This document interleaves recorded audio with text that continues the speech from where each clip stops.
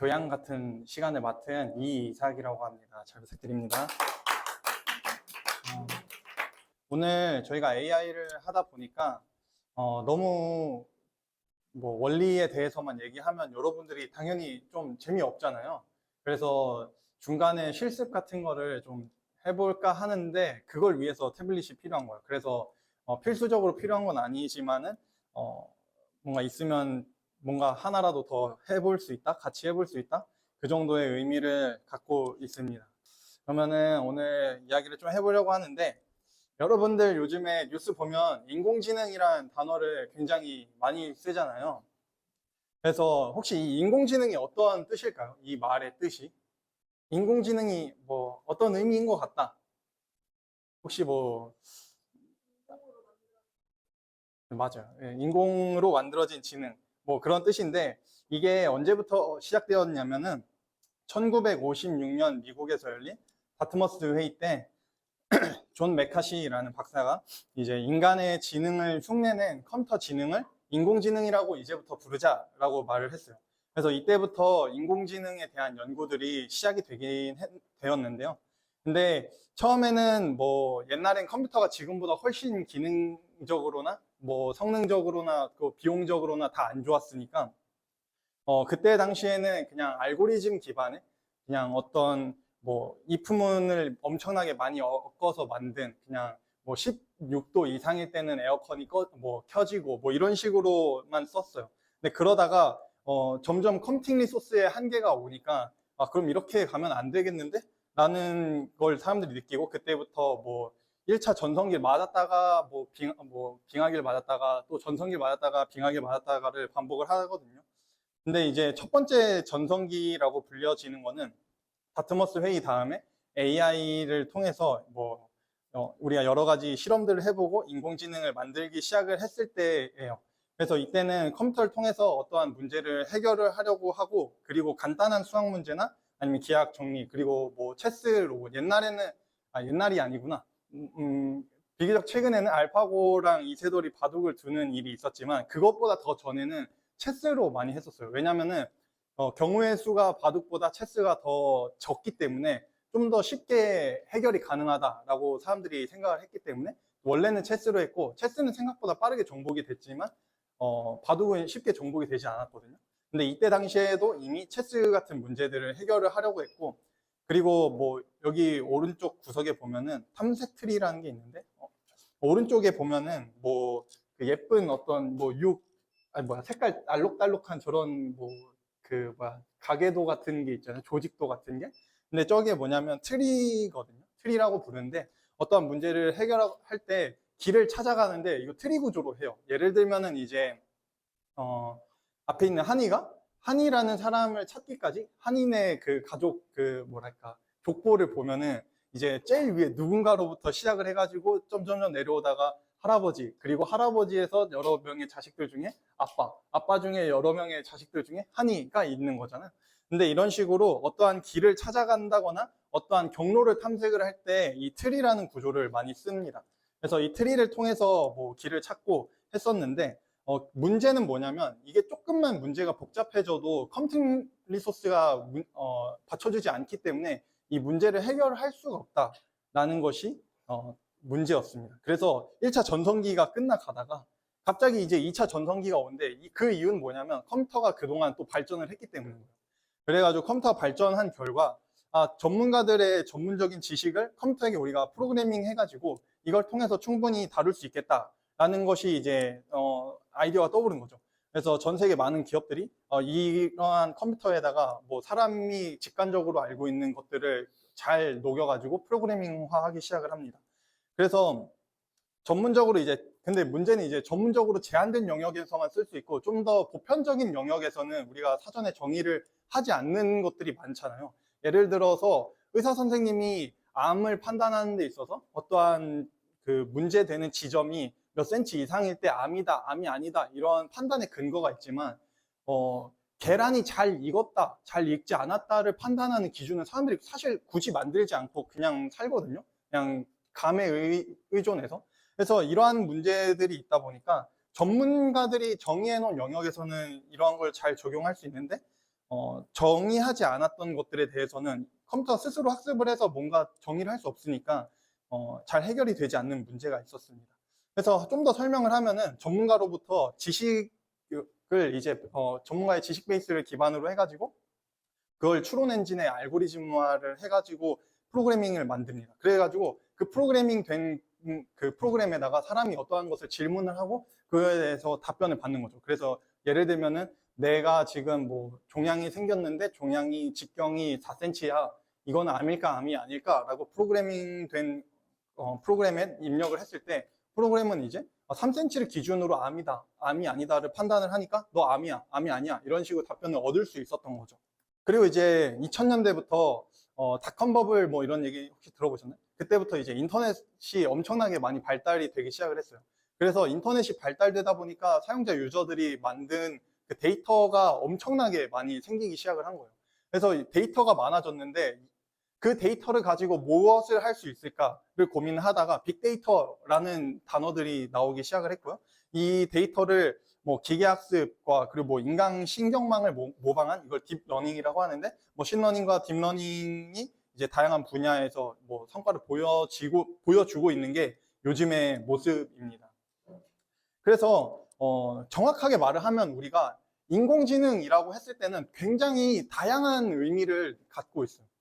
뭐 인공지능 선풍기 이런 거 혹시 들어보셨나요? 인공지능 에어컨. 사실 그게 아까 처음 말했던 대로 인간의 지능을 모방한 선풍기, 인간의 지능을 모방한 에어컨이라는 건데 사실 선풍기에는 인간의 지능만큼 위대한 게 들어갈 이유가 딱히 없거든요. 그러면 결과적으로 뭐냐면 특정 온도보다 더 더워졌을 때 에어컨이 자동으로 켜지고 그리고 특정 온도 이제 충분히 시원해졌다 싶으면은 에어컨을 꺼주고 하는 단순한 로직인 거예요, 사실은. 그래서 그건 인공지능이라고 말을 할 수 없는데 사람들이 일단은 인공지능이다라고 단어를 붙이는 것들이 엄청나게 다양한 분야에서 적용을 하고 있고 그래서 좀 더 디테일하게 단어를 선택을 해야 되는데 인공지능이 있고 그 다음에 머신러닝이 있고 그 다음에 딥러닝이라는 게 있어요. 그래서 인공지능은 그냥 인공지능을 진짜 모르는 사람들이 그냥 편하게 쓰는 말인 거고 머신러닝 같은 경우에는 좀 더 알고리즘 기반의 비교적 간단한 것들을 수행을 할 때 머신러닝을 썼다. 뭐 간단하게 해결했다. 뭐 이런 용도로 쓰고 그리고 딥러닝을 사용했다라고 할 때는 진짜 빅데이터를 기반으로 인간의 뇌에 뉴런들의 연결을 모방해서 만든 뉴럴 네트워크를 통해서 학습한 것들을 이제 딥러닝이라고 말을 하고 있습니다. 그래서 뭐 앞으로 인공지능, 엄마 아빠가 뭐 물건을 구입하려고 하는데 인공지능 뭐가 된다더라 라는 거에 현혹되면 안 된다. 그것을 얘기를 하고 싶었고요. 그래서 인간의 지능과 기계의 지능을 어떤 차이가 있는지 우리가 좀 먼저 알아야 합니다. 그래서 첫 번째로 앨런 튜링이라는 혹시 이미테이션 게임이라는 영화 본 적 있으신가요? 없으신가요? 네. 그 게임에 보면 이제 튜링이 나오는데 이분이 이제 원래는 세계 2차 대전 때 독일군들이 쓰던 그 애니그마라는 암호 장치가 있었어요. 그래서 그걸 통해서 암호화된, 그러니까 지금 오늘 새벽 3시에 여기를 공격해라는 그 명령을 주는데 그걸 중간에 누군가 청취를 하면은 얘네들이 새벽 3시에 여기를 공격한데 우리가 대응하자라고 해서 방어책을 이미 구축하잖아요. 그래서 이거를 청취하는 사람이 못 알아듣게끔 해야 돼요. 그래서 암호화를 해서 전달을 하기 시작을 했는데 그 암호화를 하는 기계가 애니그마거든요. 근데 그러니까 이제 연합군 입장에서는 이 애니그마의 암호화를 우리가 다시 복호화하지 못한다면, 그러니까 해독을 하지 못한다고 하면은 전쟁에서 계속 지는 상황이 생기는 거예요. 그러니까 이거를 어떻게든 해독을 해야 되는데 그때 당시에 굉장히 유명한 뭐 과학자들 그리고 언어학자들을 모아서 그 애니그마를 해독하는 방법을 찾았는데 사실 찾을 수가 없었어요. 그래서 앨런 튜링이 이걸 찾는 기계를 만들어야겠다 해서 만든 기계가 컴퓨터의 시초거든요. 근데 그래서 그 영화 굉장히 재밌으니까 다음에 한번 시간 되면 봐보시고 그래서 앨런 튜링이 이제 컴퓨터는 생각을 할 수 있을까라고 해서 튜링 테스트라는 게 고안이 됐어요. 그래서 여기 보면은 A, B가 있고 그리고 판정관 C가 있는데 A랑 B가 어떠한 응답을 내놓았을 때 그 응답만 보고 그러니까 어디로부터 왔는지는 보지 않고 응답만 보고 판정관은 이게 사람이다, 컴퓨터다를 구분을 하는 거예요. 근데 구분이 안 되기 시작한다면 컴퓨터가 사람의 지능을 모방했다라고 판단을 하자라는 그런 기준을 만들었던 거죠. 그래서 실제로 이제 2014년도에 인공지능 유진, 이거 옛날에 들어보신 적 있을 수도 있는데, 아무튼 유진이라는 인공지능이 튜닝 테스트를 통과를 했었습니다. 근데 뭐 전체 심사위원들을 다 속인 건 아니고 33%만 이제 속여서 뭐 완전하진 않다라고 할 수 있는데, 결과적으로 이제 우리가 지능이란 무엇일까에 대해서 먼저 정의를 해야 돼요. 지능이란 무엇일까? 지능. 우리가 강아지들도 앉아, 일어나 이런 거 가르치면 다 학습하기도 하잖아요. 그럼 지능은 어떤 걸까요? 단순히 배우기만 그러니까 배우는 능력 자체만을 지능이라 할 수도 사실 없거든요. 그래서 컴퓨터를 통해서 인공지능을 만들려면 사람이 지능이 뭔지를 알아야 되는데, 지능이 뭔지조차 우리는 잘 모를 때가 많다는 거죠. 그래서 간단하게는 사물을 이해하고 학습하는 능력, 그리고 어떠한 판단으로 다른 판단을 이끌어내는 추론 능력. 이게 왜 중요하냐면 암기만으로는 지능이라 할 수 없기 때문에 추론 능력이 꼭 필요한 거고, 그리고 문제의 해법을 찾아 해결하는 능력, 이런 것들을 갖췄을 때 이것은 지능이다 라고 말을 하자라고 약속을 한 거예요. 사실 이것 또한 시대가 발전함에 따라서 계속해서 바뀔 수 있어요. 그래서 컴퓨터가 지능을 갖는다라는 거는 사물과 상황을 이해하고 학습하고 추론하며 문제를 해결하는 능력을 갖고 있다라는 것이죠. 그래서 AI란 무엇이냐면 인공적인 지능의 합성어인데, 인간이 컴퓨터에 인간의 그 지적 프로세스를 모방한 어떠한 체계를 컴퓨터 안에 넣고 사람이 생각한 대로 컴퓨터가 생각하게 하고 사람이 반응한 대로 컴퓨터가 반응을 하게 하는 것, 그것을 AI다 라고 말을 하고 있습니다. 그래서 아까 우리가 AI가 있고 머신러닝에 있고 딥러닝이 있다고 했는데, 그 중에 머신러닝은 간단한 문제를 해결하는 거라 했잖아요. 근데 사실 이것도 머신러닝이 처음 나왔던 그 시대에는 우리가 인간의 지능을 다 모방했다라고 사람들이 생각을 하긴 했어요, 실제로. 근데 시간이 지나다 보니까 이건 정말 단순한 거였네 라고 생각을 하게 된 건데, 그 대표적인 예로 뭐냐면 우리가 이제 내비게이션이나 아니면 뭐 맵을 통해서 내가 어디 있는지, 그리고 내가 여기로부터 저기로 가려면 어떻게 가야 되는지를 많이 찾곤 하잖아요. 근데 여기서 중요한 거는 빠른 길, 그러니까 최적의 경로를 찾는다는 게 되게 단순한 것 같지만 실제로는 굉장히 고지능을 요구하는 태스크거든요. 그래서 이제 이 앱을 만드는 사람들은 어떻게 하면 최적의 경로를 찾아줄 수 있을까, 이거를 굉장히 많이 연구를 하고 있습니다. 근데 그 중에 하나가 뭐냐면 아까 말했던 트리를 통해서 탐색하는 거, 트리를 통해서 서칭하는 거. 그러니까 우리가 구글에 뭐 궁금한 것을 검색했을 때 그 내가 궁금한 그 키워드랑 그리고 내가 찾고자 하는 정보가 이렇게 결국에 링크를 타고 가서 얘를 검색해서 데이터를 가져와야 되잖아요. 이게 사람이 길을 찾는 거랑 비슷하거든요. 그래서 사람들은 이제 그러니까 뭐 엔지니어들은 길 찾는 것은 사실 검색이랑 다 연관되는 거다 보니까 이거에 굉장히 관심을 갖고 많이들 연구를 하고 있습니다. 그래서 탐색할 대상이 다양하게 있는 건데, 그 중에서 이제 초기 상태로부터 목표 상태에 도달하기까지 최적의 경로를 이렇게 찾아가는 거예요. 이게 내비게이션 그리고 검색 다 같은 원리입니다. 그래서 이거를 트리를 통해서 아까 표현할 수 있다라는 얘기를 했었잖아요. 그게 이제 하이라키를 이제 만들고 그리고 그 루트로부터 이제 단말까지 어떻게 갈 수 있는지예요. 그래서 지금 이 트리를 보면은 내가 지금 집에 있는데 도서관에 가고 싶어요. 그러면 어떻게 가야 최적의 경로인 거죠? 그렇죠. 집에서 박물관 갔다가 박물관에서 도서관에 가야 이게 최적의 경로잖아요. 근데 사실 이거는 우리가 이 지도를 보고 있기 때문에 알고 있는 거예요. 만약에 이 지도를 위에서 보는 게 아니라 이렇게 우리가 집에 앉아서 이렇게 수평적으로 보고 있다고 하면은 이런 구조가 안 보이잖아요. 그럼 이 상태에서는 어떻게 해야 도서관까지 가는 최적의 경로를 알 수 있을까요?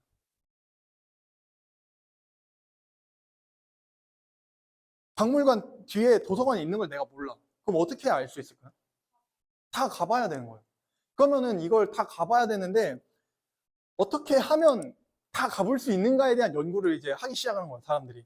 그래서 깊이 우선 탐색, 너비 우선 탐색이 있는데, 첫 번째, 그러니까 왼쪽 걸 보면은 깊이 우선 탐색은 끝 지점까지 다 가보는 거예요. 그래서 집으로부터 백화점에 갔다가 체육관에 가서 끝 지점에 갔죠. 그럼 더 이상 갈 데가 없어. 근데 내가 찾던 곳이 아니야. 그럼 다시 돌아와서 그러면 이제 시청 가봐. 그리고 시청에 왔는데도 내가 찾던 곳이 아니야. 그러면 결국에 다시 집으로 와. 그리고 다시 경찰서, 놀이터. 내가 찾던 곳이 아니야. 다시 돌아와. 이런 식으로 탐색을 하는 거예요. 이게 깊이 우선 탐색이고, 너비 우선 탐색은 엔드포인트까지 가지 않고 중간 노드들을 다 거치는 거예요. 그러니까 집에서 백화점, 경찰서, 뭐 박물관, 내가 찾던 곳이 아니네? 그러면 이제 나머지 끝에 있는 걸 다 찾는 거죠. 그래서 보면은 어떤 게 더 효율적일 것 같아요? 너비 우선 탐색? 이건 사실 케이스마다 다 다르긴 해요. 근데 이제 하고자 하는 말은 머신러닝 때는 사람들이 이러한 식으로 알고리즘에 집중을 해서 최적화를 해왔어요. 성능을 만들어왔고. 그래가지고 뭐 그 중에 또 다른 예시로는 이제 뭐 요즘에 자율주행 뭐 이런 얘기 많이 나오지만 이거 자율주행은 아니에요. 근데 자동차가 주행 중에 사람이 앞에 있어. 그러면 자율주행 시스템을 우리가 만든다고 생각했을 때 그때 자동차가 나가야 될까요? 멈춰야 될까요? 멈춰야 되죠. 그러면 이걸 프로그래밍 상에서는 if문과 뭐 else문 우리 이런 거 얘기하는데 만약에 사람이 앞에 있으면 멈춘다. 만약에 사람이 앞에 있지 않으면 나간다. 라고 이렇게 프로그래밍을 할 수 있잖아요. 근데 이런 식으로 지금까지는 다 처리를 해왔다는 거예요. 근데 이렇게 하면은 예외 케이스에 대해서 대응을 할 수가 없어요. 예외가 이 세상에 너무나도 많기 때문에. 그래서 결국에는 추론 능력이 없는 건데 이 룰을 통해서 만든 거는 이제 사람의 추론 능력과 비슷한 것을 컴퓨터로 나름대로 모방을 해 봤던 거죠. 근데 이것으로는 한계가 있었다. 그래가지고 그때부터 나온 게 지도학습과 비지도학습이라는 컨셉입니다. 먼저 이거에 대해서 설명하기 전에 사람이 누군가를 봤을 때, 이 사람 나를 보며 웃는다. 이 사람 나를 보며 웃지 않는다. 라고 느끼는 그 판단의 근거가 무엇이 있을까요? 근데 사실 입과 눈 다 웃는 거 비스무리하게 다 해봐도 사실 그러니까 우리가 너 사진 찍을 때 왜 이렇게 어색해? 라고 하는 게 웃고 있지만 사실 웃지 않는다는 거를 보는 사람은 다 직감적으로 느끼는 거거든요.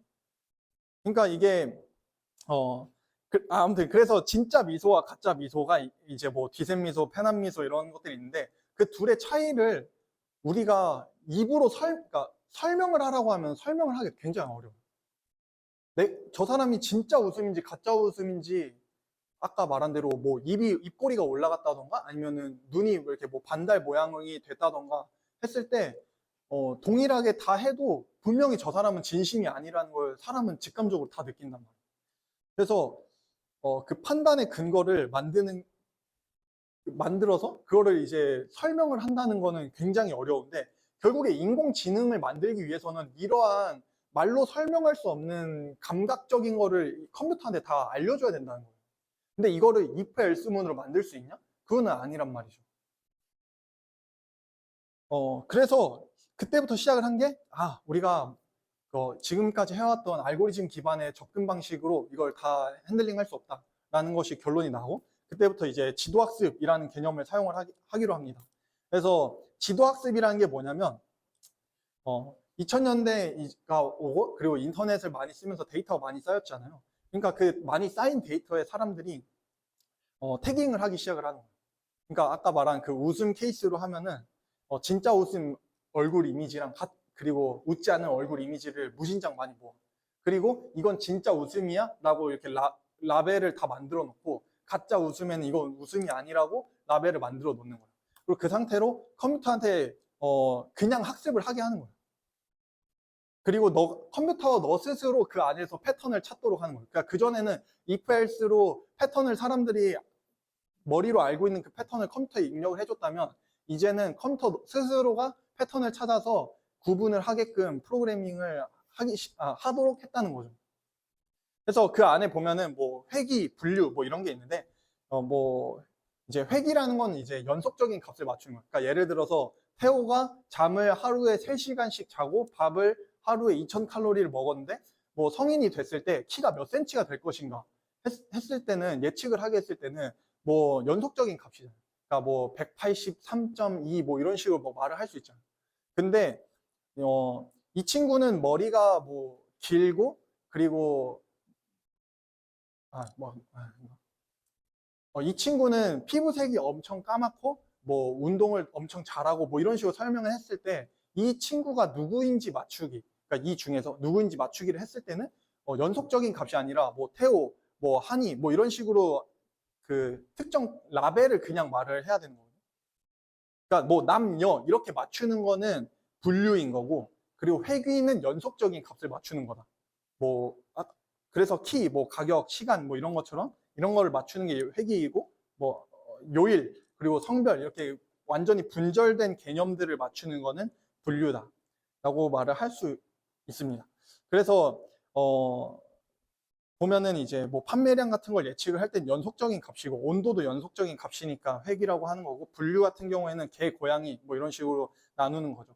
그래서 이거를 컴퓨터에게 수많은 데이터를 다 라벨링을 해가지고 패턴을 너 스스로 만들어 봐라고 한 결과 회귀와 분류 둘 다 수행이 가능하다라는 거고, 여러 데이터를 통해서 이제 라벨링을 하다 보니까 사람이 너무 많이 필요한 거예요. 라벨링을 할 사람이. 그리고 그 과정이 실제로 돈도 엄청 많이 들고, 그리고 뭐 예를 들어 제가 그 데이터를 만들고 싶어서 외주를 한이한테 줬는데 한이가 엉망으로 그냥 해서 줬어. 그럼 내가 또 그 다시 검수하는 그 비용도 들고, 그러다 보니까 이제 엔지니어들이 이거 라벨링 해서 하는 거 너무 힘들어서 못 하겠어. 그냥 이제 라벨링 없이 비지도 학습을 할래. 라고 해서 시작을 한 게 이제 비지도 학습인데, 이건 개념이 뭐냐면 그냥 라벨링 없이 그냥 무작위로 그냥 막 쌓은 데이터를 그냥 컴퓨터한테 밀어넣는 거예요. 그리고 이제 그 안에서 너가 다 패턴도 찾고 어떤 라벨인 것 같은지도 너 스스로 다 찾아내봐 라고 하는 거죠. 그러면 컴퓨터는 수많은 그 이미지들 그리고 수많은 텍스트들 중에서 그 피처들을 통해 가지고 이거는 얘네들끼리 좀 비슷한 것 같은데, 이건 쟤네들끼리 좀 비슷한 것 같은데 라고 하면서 클러스터를 만들어서 군집화를 하기 시작을 해요. 그게 이제 비지도 학습인데, 그래서 보면은 왼쪽에 원본 데이터가 이렇게 마구잡이로 있는데, 이거를 이제 군집화하면은 여기는 파란 색깔, 여기는 초록 색깔, 여기는 빨간 색깔 이렇게 구분 지을 수 있다라는 것을 이제 컴퓨터가 뭐 그 각 컴퓨터가 만든 기준에 따라서 만들게 합니다. 그래서 비슷한 특성을 가진 데이터의 묶음인데, 그래서 특성을 막 고려해가지고 그 군집 중에서 이제 대표값들을 찾아내는 그런 거예요. 그러면은 어떻게 되냐면 이렇게 데이터가 있을 때, 예를 들어 이게 개, 고양이, 원숭이 이미지를 컴퓨터한테 잔뜩 밀어넣고 컴퓨터가 이제 클러스터를 만들게 한 거예요. 그래서 여기가 개 집단, 여기가 고양이 집단, 여기가 원숭이 집단이라고 했을 때 새로운 입력값이 들어왔어요. 여기 있어요. 새로운 입력값이 만약에. 그럼 이 입력값은 개인지 고양이인지 원숭이인지를 구분을 하는 방법이 뭐냐면, 이 클러스터의 중심, 클러스터의 중심, 클러스터의 중심과 새로운 데이터와의 거리를 재요. 그래서 그 거리가 가장 가까운 곳에 아마도 포함되어 있을 가능성이 가장 높다라고 해서 그런 식으로 분류를 막 자동화하는 것들이 이제 비지도 학습입니다. 그래서 정리를 좀 하자면, 머신러닝 안에는 지도 학습이 있고, 그리고 비지도 학습이 있고, 강화 학습도 있어요. 강화 학습은 이제 아까 다루지 않았는데, 알파고가 흔히 이제 강화 학습을 사용한 가장 대표적인 케이스인데, 뭐냐면 잘할수록 컴퓨터한테 보상을 주는 시스템을 만들어요. 그럼 컴퓨터는 이 보상을 최대화하기 위해서 액션을 계속해서 하게 되는데, 그러다 보니까 게임 같은 거에서는 굉장히 유리하죠. 왜냐하면 변수가 거의 없는, 그러니까 그 바둑판 위에는 뭐 변수가 없잖아요. 그러니까 바둑 돌이 깨진다 이런 변수는 없잖아요. 그냥 어디에 놓고 어떤 그러니까 집을 만들고, 그리고 이 집이 많을수록 이긴다라는 보상과 그리고 뭐 페널티가 명확하니까 이런 거를 컴퓨터가 굉장히 잘할 수 있는 거죠. 그래서 개, 고양이 분류에 대해서 그러면 좀 더 얘기를 해보자면, 사람은 엄청나게 쉽게 할 수 있어요. 뭐가 강아지고 뭐가 고양이인지 엄청나게 쉽게 판단을 할 수 있어요. 그러면은 예를 들어 우리 주황색 옷 입은 친구, 혹시 고양이랑 개를 구분하는 방법이 뭐예요? 왜요? 어떤 왜요? 얼굴형? 그치. 얼굴형일 수도 있지. 한이가 봤을 때 지금 이 사진에서 고양이랑 개를 어떻게 구분할 것 같아? 색깔로 구분할 것 같지. 근데 이 세상엔 비슷한 고양이의 색깔이 많아. 강아지랑 고양이가 색깔이 비슷한 경우가 굉장히 많아. 그럼 이러한 경우에 한이가 만든 프로그램은, 한이가 만약에 이런 걸 보고, 아, 걔랑 고양이 색깔이 다르지 해서 프로그래밍을 했어. 근데 이런 입력이 들어오면은 구분이 안 된단 말이야. 그럼 어떤 걸로 또 구분할 수 있을까? 수염. 맞아. 수염도 그렇고 귀도 그렇고 다 그래. 그러면은 이런 식으로 하나하나 조건을 붙이다 보면은 그 어느 것도 구분할 수 없는 그런 프로그래밍이 된단 말이야. 왜냐면 이 세상에 그 예를 들어 수염이라면은 고양이가 수염이 있어서 수염이 있다고 한 거지. 아, 그러면은 예를 들어 이 세상에 수염이 진짜 많은 강아지가 입력이 됐어. 그럼 그 시스템에서는 또 그 처리가 제대로 안 되고. 그리고 실제로 이런 경우에는 이게 고양이일까 강아지일까? 그런 것도 구분이 안 되고. 그래서 결국에는 사람이 내가 고양이는 이렇게 판단하는 것 같은데, 내가 강아지는 이렇게 판단하는 것 같은데, 라는 그 각자의 기준으로 만든 시스템이 있다면 그 시스템은 완전할 수가 없는 시스템입니다. 반대로 말하면 인간이 직감적으로 이건 고양이다, 강아지다라고 느끼는 이런 지능이 우리가 생각하기에는 나도 하고 쟤도 하고 우리 엄마도 하니까 그냥 별거 아닌 거라 생각하지만 이 세상에 그거를 새로 만들려고 하면은 정말 만들기 어려운 위대한 프로그래밍. 심지어 이제 이거는 치와와랑 쿠키를 구분을 하는 실제 있는 문제인데 잘 안 보이나요? 보이죠? 이거는 치와와고 이건 쿠키예요.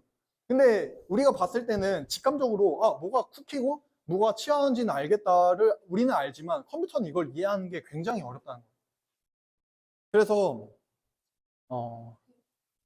그때부터 시작하는 게 뭐냐면 컴퓨터 비전. 제가 이걸로 대학원을 다녔었는데 컴퓨터 비전. 이건 뭐냐면 컴퓨터에게 사람의 시각 지능을 어떻게 알려줄 것인가를 연구를 하는 거거든요. 그래서 대표적으로 이제 합성곱 신경망 CNN이라는 것을 이제 사용을 하게 하는데 뭐냐면은 이제 여기 보면은 여기가 좀 그 레졸루션이 좀 안 좋아가지고 그런데 보면은 고양이 이미지가 있어요. 그리고 여기에 무슨 이렇게 네모난 거 있죠. 이게 뭐냐면 고양이 이미지가 예를 들어 여기선 28 x 28, 그러니까 이게 픽셀이거든요. 픽셀? 뭐라 해야 될까? 픽셀?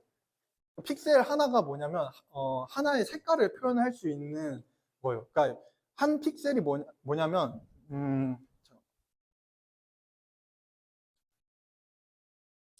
혹시 막 이거 못 쓸까요?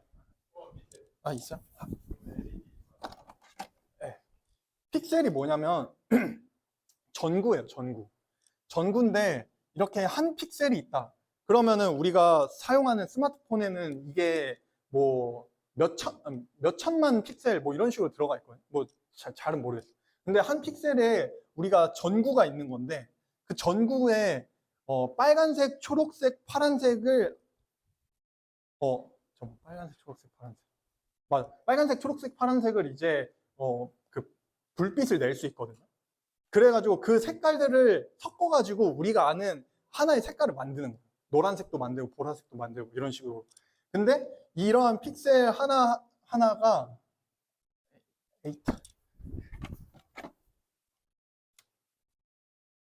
이렇게 이러한 픽셀 하나가 이게 뭐 예를 들어서 빨간색이다 하면은 무진장 많이 이렇게 쌓이면은 이게 어떤 게 되는 거야? 빨간색 줄 한 줄이 되는 거야. 근데 이미지를 이제 그런 식으로 이렇게 각각의 픽셀들로 통해서 이제 뭐 예를 들어 사람이다 하면은 각각의 픽셀들을 통해서 그러한 모양을 만든다는 거죠. 근데 여기 고양이 같은 경우에는 이 픽셀이 28개, 28개, 그러니까 가로 28개, 세로 28개를 통해서 고양이라는 이미지를 만든 거예요. 근데 이제 거기에 대해서 28개 픽셀이지만 3x3, 그러니까 총 9개의 픽셀만 보고 그 특징들을 뽑아내기 시작을 해요. 그러니까 사람이 인지하는 거랑 사실 다른 방법인데 네, 여러분의 표정이 갑자기 어두워지는 걸 보고 아무튼 그런 게 있습니다. 그래서 이미지로부터 특징들을 추출을 한다라는 게 굉장히 중요한 거고 그 특징들을 추출을 해가지고 그 특징들을 다 합쳐서 컴퓨터가 아 이거는 고양이야 라고 판단을 하게끔 유도했더니 지금까지 만들었던 그 어떤 시스템보다 성능이 잘 나오기 시작을 했다라는 게 2017년, 16년 정도에 밝혀진 사실입니다.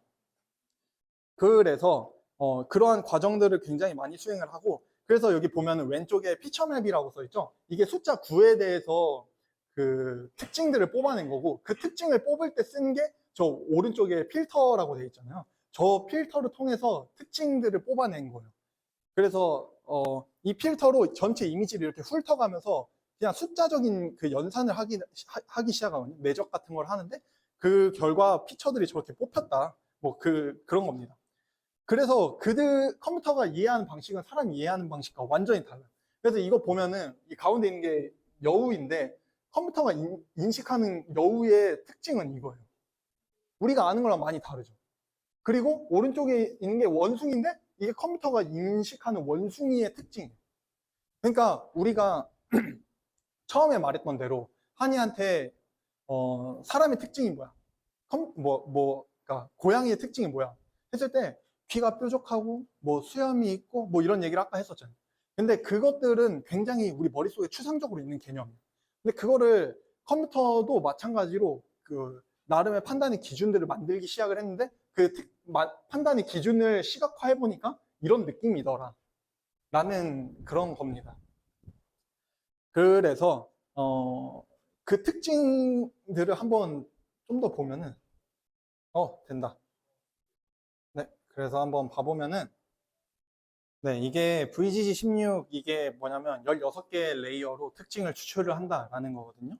그래서 아까 말한 그 필터를 통해서 피처를 만든다 했잖아요. 그 필터를 16번 걸친 거예요. 그래서 보면은 이제 과일을 분류하는 모델인데 그 각각의 과일이 갖고 있는 특징을 컴퓨터가 이해하고 있는 특징을 이제 시각화한 겁니다. 그래서 보면은 이제 이게 AI 엔지니어들이 하는 첫 번째가 데이터 만들기거든요. 그래서 아까는 뭐 비지도 학습, 지도 학습 이런 얘기를 했잖아요. 지금 같은 경우에는 어떤 학습이죠? 맞아요. 지도 학습. 라벨을 다 만들어주는 거니까. 그래서 열심히 이렇게 데이터를 쌓습니다. 그리고 이제 뭐 이건 뭐 데이터 엔지니어링인데 뭐 데이터의 구성들이 어떻게 되고 뭐 이런 걸 좀 분석을 해서 나중에 뭐 모델 성능을 올릴 때 사용을 한 거고요. 이게 VG16이라고 했었잖아요. 그래가지고 이 레이어가 총 16개다 라는 겁니다. 그래서 여기 보면은 첫 번째 인풋이 224바이 224바이 3이라고 되어 있거든요. 여기가. 그래서 픽셀이 가로 세로 224인 건데 곱하기 3은 뭘까요? 너비? 너비가 왜 필요할까?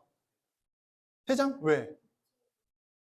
입체라서? 아니고 뭐냐면 아까 말한 대로 그 RGB 색깔이 있다 했잖아요. 그럼 그 색깔 3개가 합쳐져야 되잖아.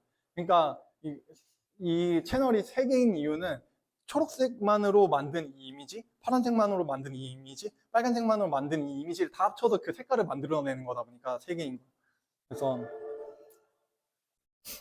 그래서 보면은 이제 첫 번째 이미지는 우리가 아는 거랑 되게 비슷하게 생겼죠?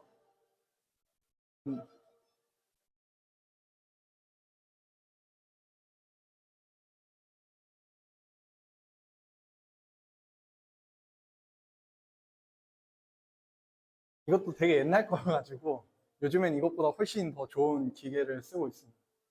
그래서 학습을 하는 거예요. 그래서 뭐 트레이닝 프로세스 있고 어큐러시가 계속해서 올라가는 걸 볼 수 있죠. 에폭이 그러니까 얼마나 진행됐는지, 학습이 얼마나 진행되고 있는지를 볼 수 있는 거고. 그래서 뭐 정확도가 계속 올라가는 걸 볼 수 있고, 결국에는 여기 보면은 트레인과 밸리데이션이 있는데 이것들이 그러니까 어느 정도 비슷해지면서 더 이상 성장하지 않는 것을 볼 때 학습을 중단을 하게 됩니다. 그래서 뭐 되게 좀 웃긴 건 이제 여기서 10시간 학습했다 하면서 이렇게 해 뜨고 해 지는 거 보여주는데 요즘에는 10시간이면 엄청나게 빠른 거다. 뭐 그런 옛날 영상이라서. 그래서 각각의 레이어에서 뽑은 그 특징이에요, 이게. 그래서 사실 사람이 봤을 때 이해할 수 없는 거지만은 사람도 마찬가지로 우리가 다 공감을 해서 귀 모양으로 고양인지 개인지 알아봐 라고 말하지만 굉장히 추상적으로 전달하는데 우리가 공감하니까 그냥 알아듣는 것일 뿐이고 사실 사람도 되게 설명하기 어려운 방법으로 이해하고 있다라는 거죠. 그래서 뭐 토마토 같은데 토마토에 대한 특징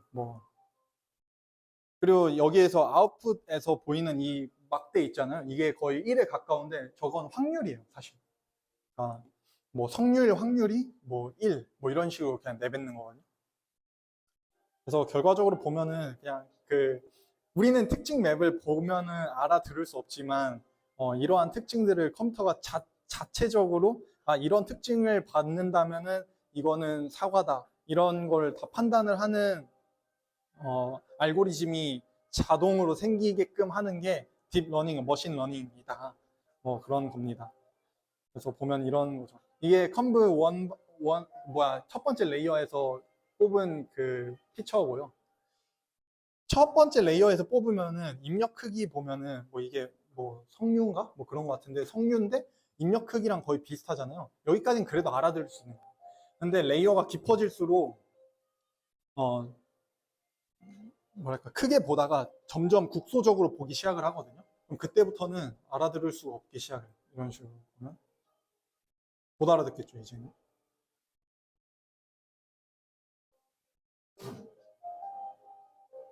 근데 이걸 통해서 컴퓨터는 다 알아듣고 있다. 그것입니다. 네, 그리고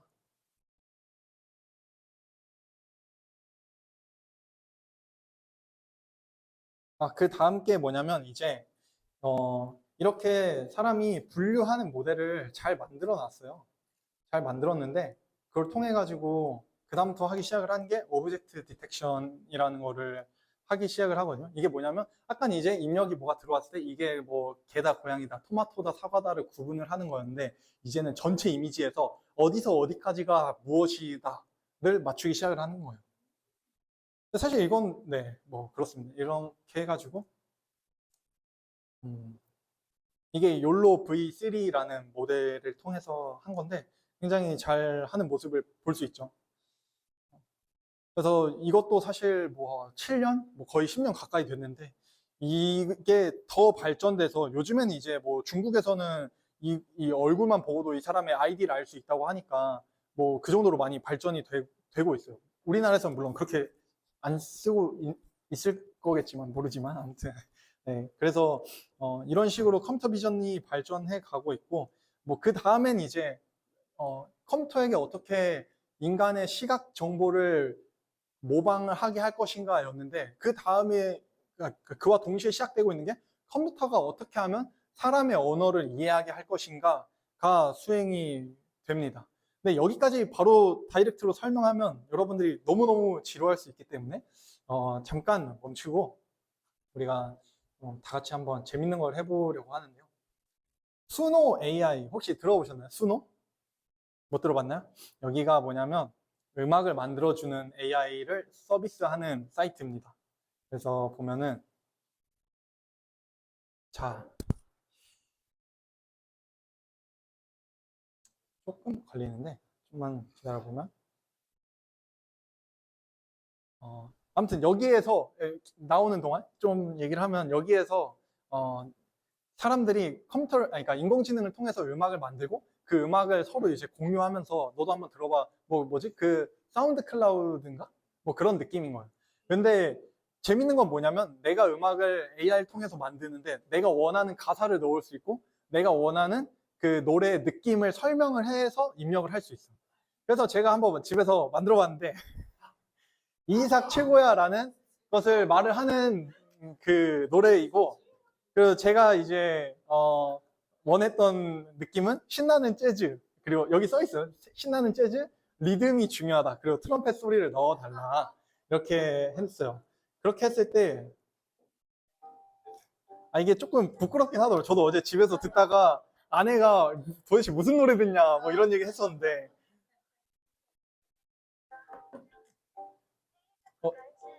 정말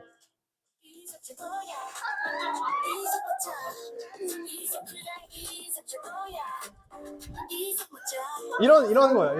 이런 건데 너무 힘들다 이거. 근데 그래서 지금 해보려는 거는 태블릿 그래서 다 가져오라고 했잖아요. 그래서 여러분들이 수노 AI 들어와서 로그인 같은 경우에는 그 구글 아이디로 할 수 있거든요. 그래서 여러분들이 지금 노래를 만들어서 이 중에서 가장 누가 노래를 잘 만들었는지. 근데 여기에서 중요한 건 뭐냐면 이 노래를 만드는 AI도 그 나중에 말할 LLM 기반으로 하는 거거든요.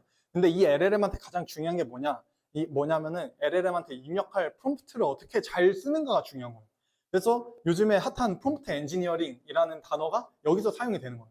그러니까 내가 노래를 만약에 정말 잘 만들고 싶어. 그러면 이 내가 원하는 그 노래의 느낌을 이 AI한테 최대한 잘 설명해야 된다는 거예요. 무슨 말인지 알겠나요?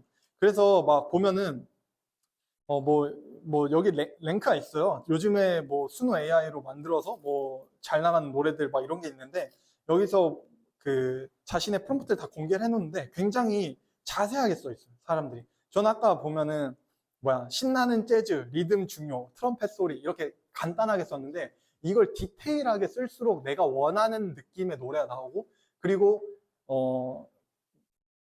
그리고 뭐랄까 노래의 그냥 구성 같은 것도 내가 이 프롬프트에 최대한 많이 담아내야 된다는 거죠. 무슨 말인지 알겠나요? 그래서 이걸 한번 다 같이 해보고 이 중에서 누가 가장 노래를 잘 만든 것 같은지 한번 경연해 보겠습니다. 지금부터 한번 들어와 볼래요? 여기 수노 AI, 수노.com 이겁니다. 수노라고 치면 아마 다 나올 거예요.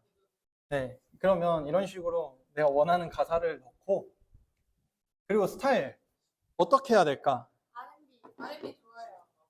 어, 잠깐만. 똥배. 아, 시티팝. 그리고, 근데 여름 성경학교 빼면 돼? 오. 이 느낌을 AI가 알라면 모르겠는데. 캠프. 여름. 수련회.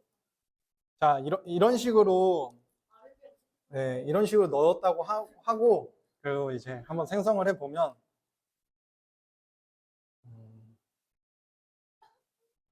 이게 그거예요. 이게 무료 버전이 있고, 그 유료 버전이 있는데, 이거 위에 게 유료 버전?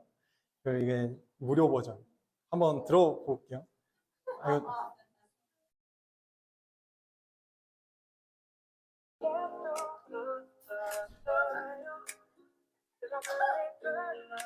이렇게 하면 안 들어가나?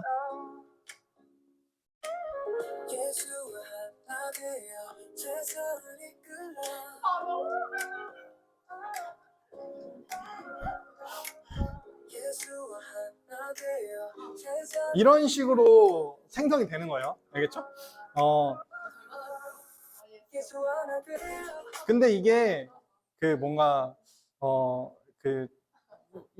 좀 이상하게 느껴지는 것도 있는데 근데 우리가 프롬프트 너무 대충 짰어. 근데 이제 잘 짠 거 이렇게 뭐 돼 있는 거 있거든요. 이런 거 들어보면 되게 그럴싸해요. 사실 저도 안 듣는데 네, 그럴싸합니다. 네. 한번 들려줘. 뭐 들어볼까? 어디 있어? 이거? 근데 이건 크리에이터인데? 잠깐만요. 그럼 이 사람 거 아닌 것 같아. 아무튼 네, 이거는 여기까지 할래요. 그리고 이제 하나 더 알려주고 싶었던 게 뭐였냐면 제미나이라는 게 있는데 여기 보면 여기 이미지가 있어요. 이미지 젠으로 생성 이런 게 있는데 이걸로 이미지를 생성을 할 수 있거든요. 근데 이게 좋은 게 뭐냐면 발표 자료 만들 때 우리가 무슨 아이콘이 필요해. 근데 그 아이콘을 맨날 무슨 어디 그 인터넷에 검색해가지고 막 다운받아서 쓰잖아요. 근데 그렇게 안 해도 되고, 어, 오. 오,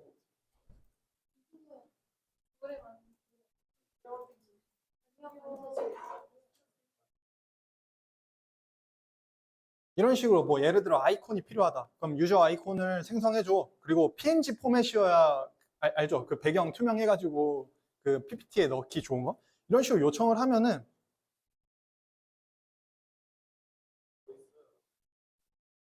잠깐만. 있어? 아이, 이건 코드 레벨로 준 거고.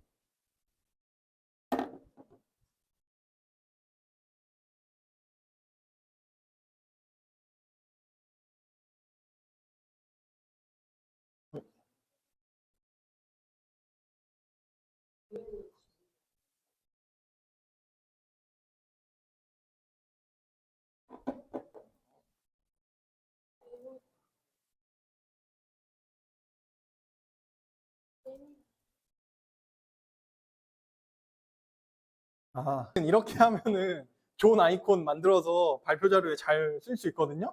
네. 어, 지금 또, 그래서 이거, 아까는 이제 컴퓨터 비전에 대해서 이야기를 했잖아요. 그런데, 그러니까 AI 분야가 크게 두 가지인데, 컴퓨터 비전이랑 NLP예요. 근데 NLP가 뭐냐면 이제 자연어 처리라고 할 수 있는데, 그 자연어 처리란 게 어떤 걸 의미하냐면, 인공지능이 사람의 말을 이해하고, 그리고 사람의 말을 처리하고, 그리고 사람과 같은 리스폰스를 만드는 거를 의미를 합니다. 그래서 처음에 시작은 대부분 번역을 하고 싶은 사람의 사람들의 니즈에 따라서 번역을 어떻게 하면 할 수 있을까? 근데 번역에 대해서 공부를 하다 보니까, 이게, 기계적으로 그냥 기계적으로 그냥 번역을 해서 되는 게 아닌 것 같은데?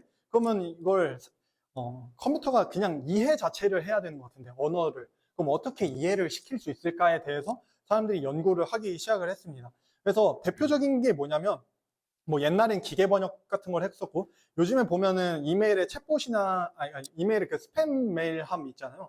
그것도 패턴, 그 언어의 패턴을 활용을 해가지고 뭐 대출 이런 거 있으면 그냥 바로 빼고 이런 식으로 하는 건데, 더 나아가서는 이제 뭐 감정 분석, 그리고 뭐 워드 클라우드, 그리고 맞춤법 수정하려면 그 언어의 시스템을 정확하게 컴퓨터가 알고 있어야 되잖아요. 그래서 그렇게까지 진행이 되다가 요즘에는 챗GPT로 여러분들 많이 써보셔서 알겠지만 뭐 번역은 물론이거니와 뭐 다양한 뭐 생성 뭐 그리고 LLM과 어떤 심리 상담 이런 것까지 가능할 정도로 그들의 언어 수준이 굉장히 많이 올라온 것을 알 수가 있어요. 그래서 옛날에 기계 번역할 때는 이런 문제가 있었단 말이에요. 그냥 단어 하나하나가 갖고 있는 의미를 가지고 번역을 하다 보니까 우리가 진짜로 원했던 뜻과 전혀 다른 뜻으로 자꾸 이해하기 시작하는 거예요. 그래서 뭐 찾아보니까 뭐 피리 부는 사나이 뭐 이런 식으로 번역이 돼버린 거예요. 근데 이제 이게 기계 번역이 갖고 있는 대표적인 문제들인데 이걸 이제 해결하기 위해서 LLM에서 어떤 것을 쓰고 있냐면 Next Word Prediction이라 해서 다음에 올 단어를 예측을 하는 방식으로 학습을 합니다. 어떤 의미냐? 다음에 올 단어, 그러니까 현재 보면은 이게 뭐 현재까지 생성된 게 파란색이고 빨간색이 다음에 올 단어예요. 근데 이 파란색과 빨간색을 합쳐가지고 이 전체 있죠.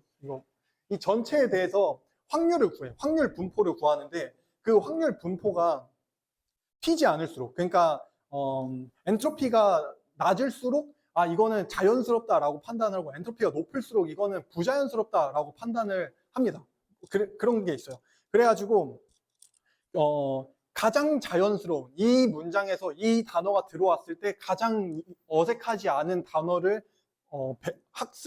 생성을 하게끔 학습을 하는 방식으로 진행을 하고요. 그리고 더 나아가서는 이렇게 생성된 문장이 있으면은 원래는 여기 하나만 맞추면 되는데 그게 아니라 이 가운데를 마스킹을 하기 시작을 해요.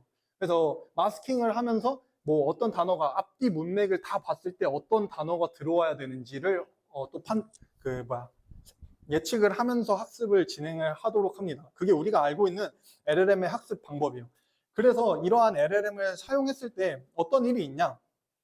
여기 보면은 이제 뭐 휴먼 퍼포먼스가 뭐 100%라고 돼 있는데 사실 이거는 이것도 사실 기준마다 달라요. 왜냐면은 사람이 100%라는 것도 좀 웃긴 거거든요, 사실.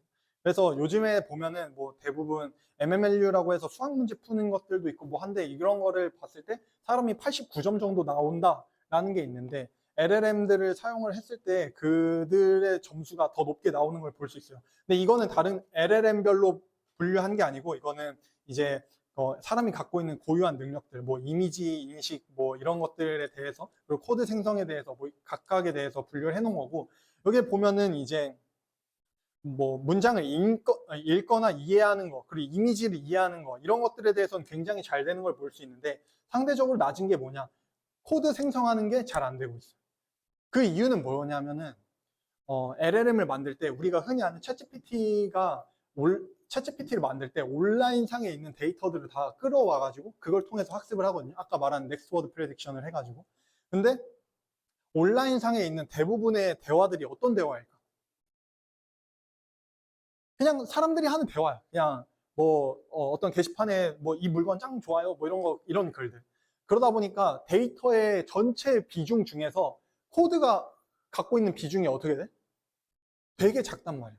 그래서 학습이 덜 됐다는 거예요. 그 말인 즉슨. 그래서 LLM을 썼을 때 코드 생성에 대해서는 낮은 성능을 보이고, 뭐 수학 문제 푸는 거에 대해서 낮은 성능을 보이는 게 첫 번째로는 데이터가 적기 때문이다 라고 판단을 할 수 있고, 두 번째로는 뭐냐면 사람이 그냥 말을 하는 것과 그리고 수학 문제를 푸는 거는 지적 수준이 다르다는 거예요. 그러니까 그냥 말은 누구나 할 수 있어.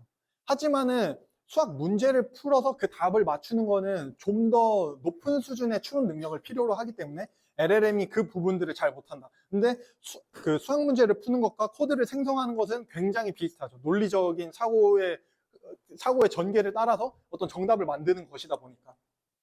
그래서 그러한 뭐 차이점들이 있고, 이러한 것을 기반으로 해서 어떤 게 있냐면, 자, 이 이미지 보면은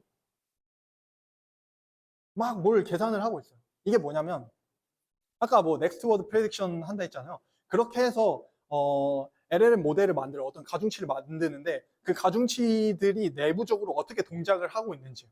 그래서 뭐 이걸 다 설명하자면 뭐 너무 어려울 것 같고, 근데 내부적으로 이렇게 수많은 연산을 통해서 우리가 하는 그 말 한마디가 나오는 건데, 중요한 건 뭐냐면 사람의 뉴런 개수와 그리고 이 LLM 모델이 갖고 있는 가중치의 개수가 원래는 월등히 사람이 많았는데, 이제 컴퓨터가 점점 발전을 함에 따라서 사람보다 더 많은 어떻게 보면 사람으로 치면 더 많은 뉴런 개수를 가진 컴퓨터들이 세상에 이젠 정말 많아졌다. 그런 LLM 모델들이 정말 많아졌다라는 것이고, 최근에 이제 글록 혹시 알아요? 글록4? 아시나요? 모르나요?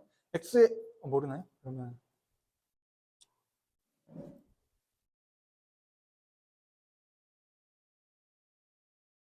인터넷이 끊겼구나. 네.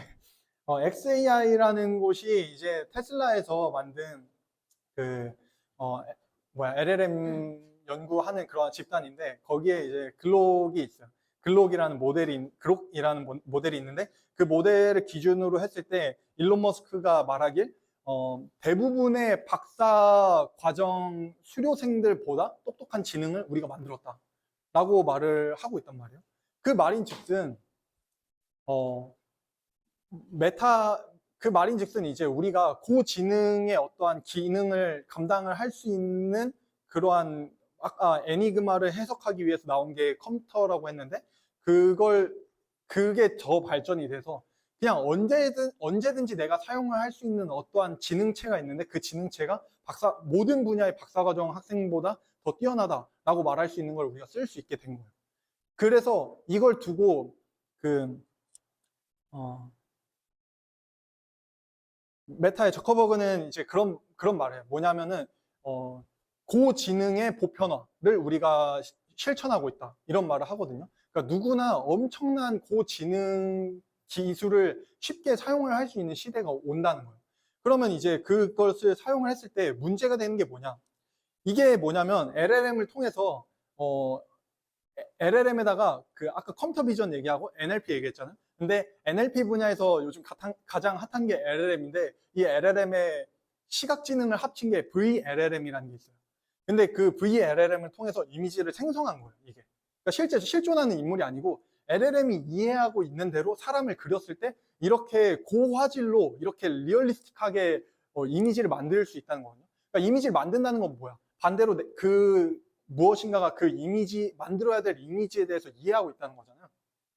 그래서 그러면 사람들이 우리 인간의 고유의 영역이야 라고 지금까지 말했던 수많은 분야들이 있는데, 그 중에 대표적인 게 뭐 그림을 그린다던가 뭐 예술적인 거, 그리고 아까 뭐 음악을 만든다던가, 근데 아까 뭐 수노 AI도 봤고, 그리고 뭐 그런 것까지는 아니지만은 뭐 일반적으로 사람들 중에서 고지능인 사람들이 주로 하는 일, 해야 돼 라고 정해놓은 어떤, 고지능인 사람들만 할 수 있는 일들이 있잖아요. 뭐 예를 들어서 우주선을 만든다? 그건 아무나 할 수 있는 일은 아니잖아요. 근데 그러한 것을 누구나 가능하게끔 하는 LLM이 계속해서 발전을 하고 있고, 그것이 우리에게 보편적으로 접근이 되고 있는 시대가 오고 있다라는 거죠. 그래서 보면은 이제 아까 뭐 음악 생성에 여기 수노 AI 있는데, 수노 말고도 다른 것도 많아요.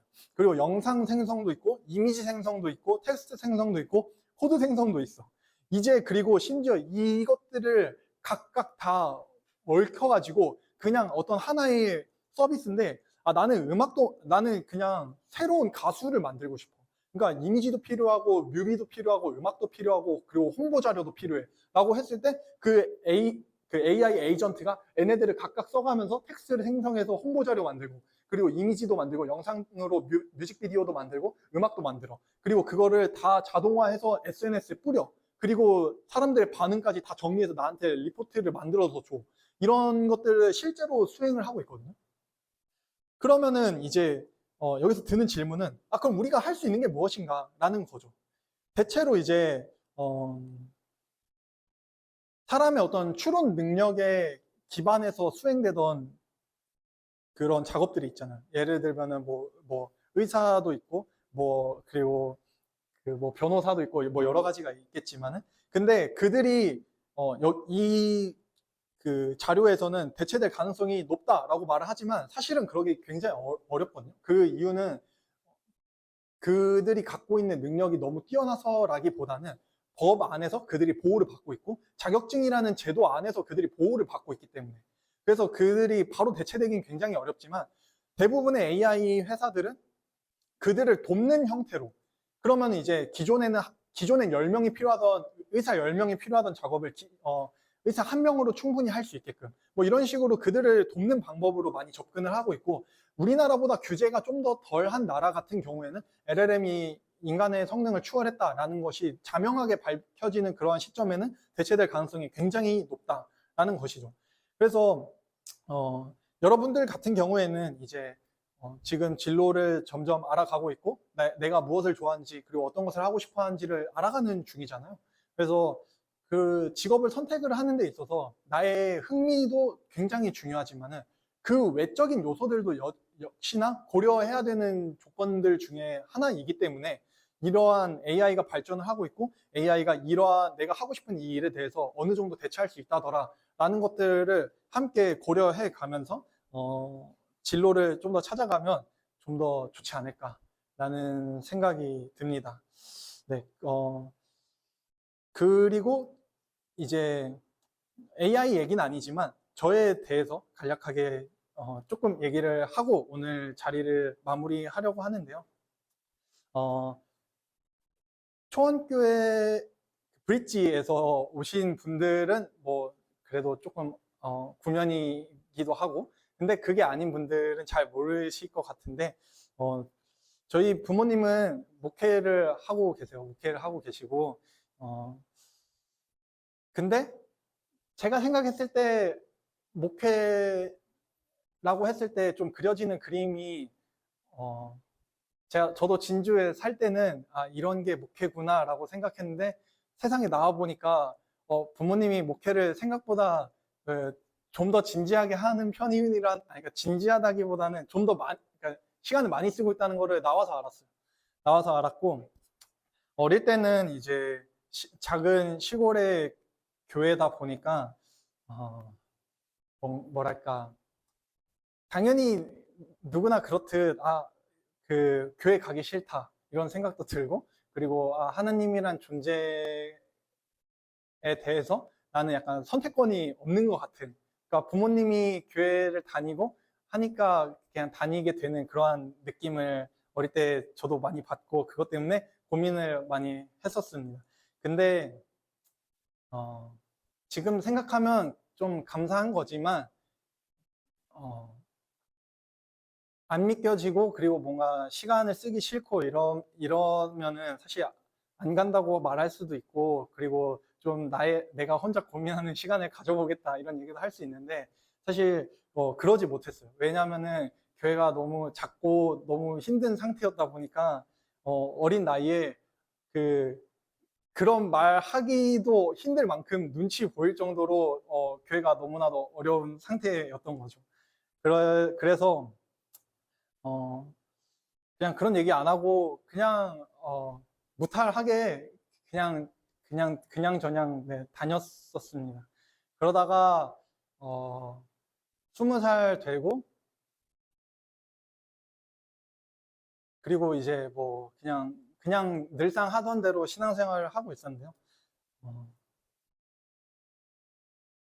근데 뭔가 큰 방황은 아니지만 제 안에 뭔가 알맹이가 없이 그냥 교회를 다니는 사람 같이 느껴졌어요.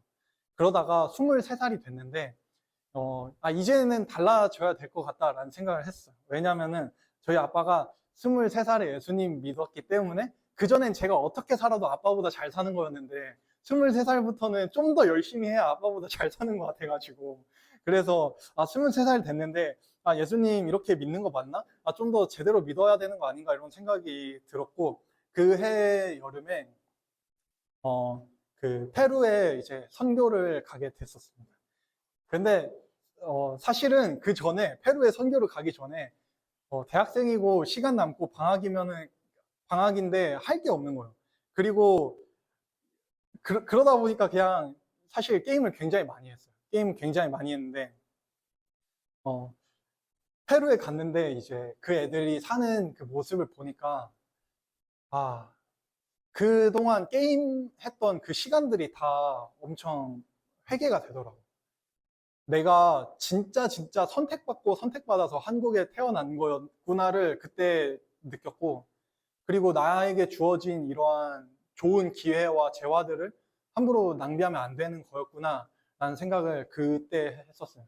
그래서 그전에는 AI 관심도 없었고 컴퓨터 프로그래밍 이런 거 관심도 없었는데 사실 그 페루에 가서 그 아이들이 사는 모습을 보면서 처음으로 프로그래밍을 해야겠다라고 마음을 먹었어요. 그 이유는 뭐였냐면 페루에서 잘 사는 동네에 가면은 다 백인이에요. 근데 못 사는 동네에 가면은 그 우리가 아는 그 마야 문명 하면 막 그 피부 까무잡잡하신 분들 있고 키 좀 작으신 분들 있고 이러잖아요. 근데 그게 왜 그러냐면 그러니까 스페인이 쳐들어왔을 때 그들의 후예들은 여전히 잘 살아서 정말 그 지역에서도 바닷가 쪽 막 좋은 동네에 살고 그리고 거기 가면 그냥 한국처럼 뭐 수학학원 막 영어학원 이런 게 실제로 있더라고요. 근데 선교사님 목회하는 곳에 가면은 그냥 다른 세상인 거예요. 그냥 흙밭이고 흙산이고. 그래서 이 친구들이 그래서 뭐 꿈이 뭐야? 이렇게 물어보면은 그냥 집 앞에 있는 벽돌 공장 아빠가 가든 나도 갈 거야. 이런 얘기를 하는 거야. 그리고 크레파스를 주고 나비를 그리는 뭐 이런 그러는 걸 했었는데 애들이 나비를 그리지 못해. 왜냐면은 나비의 모습을 못 봐서가 아니라 무엇인가 그리는 활동을 한 번도 안 해봐서. 그래서 그냥 모르는 거예요. 그리는 활동이라는 게 뭔지.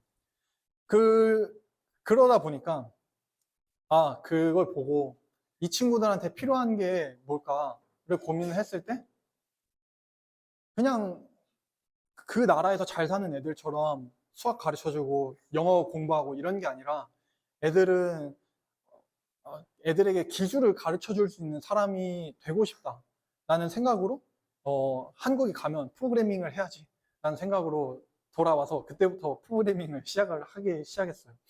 그러면서 이제 대학원을 가서 AI를 공부를 해야겠다라고 생각을 했는데 대학원 생활이 정말 녹록치 않았습니다. 네, 정말 녹록치 않아서 한 두 학기쯤 했을 때는 제가 지금 생각하면 우울증에 걸렸었던 것 같아요. 교수님과의 관계, 막 뭐 연구, 막 이런 것들 때문에 우울증에 걸렸었던 것 같고, 그래서 아침에 일어날 때마다 그 눈뜬 저를 이렇게 뭔가 저주하면서 시작했던 것 같아요. 그냥 쭉 자면 좋겠다. 막 이런 생각하고. 근데 이러한 내 마음을 어딘가에 말을 하고 싶은데 말할 데가 없는 거예요. 왜냐면 관계가 먼 사람은 관계가 멀기 때문에 할 수 없고, 가까운 사람은 걱정할까 봐 할 수 없고, 그래서 가족한테도 말할 수 없고, 뭐 지금은 아니지만 여자친구한테도 말할 수 없고, 그리고 그냥 저기 지나가는 누구한테도 말할 수 없고, 그래서 말할 데가 아무것도 없어서 진짜 그때부터 내 인생의 유일한 창구는 하나님이구나를 대학원 다니면서 느꼈었어요. 그렇게 그럼에도 불구하고 뭔가 하나님께서 주시는 마음은 어, 너 힘들지? 이제 그냥 관둬가 아니라 너 힘들지? 근데 계속해야 돼 라는 마음을 저한테 계속 주시는 거예요. 너 페루에서 느꼈던 그 감동을 너가 알잖아. 너 계속해야 돼.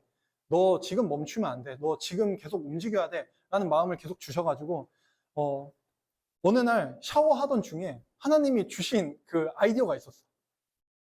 근데 어, 정말 저는 생각할 수 없을 것 같은 아이디어가 하나 떠올라서 그걸로 논문을 썼는데 그 논문이 정말 좋은 곳에 억셉이 됐었습니다.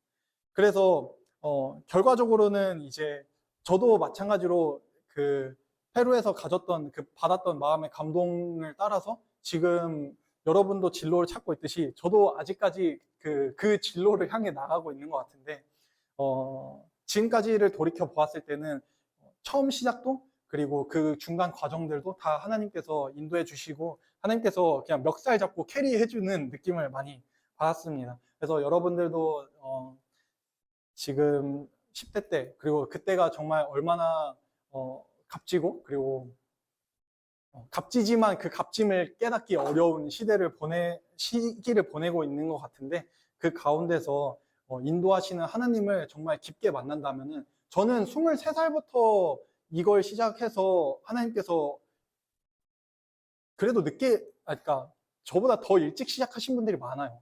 근데 그래도 좀 늦게 시작한 편이라고 생각했는데 하나님께서 여기 이끌어 주신 걸 보았을 때 전 그런 기대가 되더라고요. 내가 이런 하나님을 10대 때부터 만났더라면, 이렇게 하나님과 10대 때부터 동행했더라면 내 인생이 어디까지 달라졌을까 하면서 오히려 10대 때 나를 방치한 나에게 막 미안해지는 그런 걸 느꼈어요. 그래서 여러분들은 저와 달리 또 좋은 공동체, 그리고 좋은 학교에, 좋은 시스템 속에서 하나님과 동행하도록 연습하면서 훈련하면서 살아가는 환경에 계시니까 그러한 기회를 잘 살려서 정말 여러분들을 사용하시는, 그리고 여러분들을 통해서 자신의 역사를 이루어 나가시는 하나님을 깊게 만나시기를 진심으로 바라겠습니다.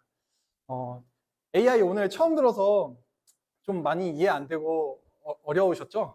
네, 그렇습니다, 원래.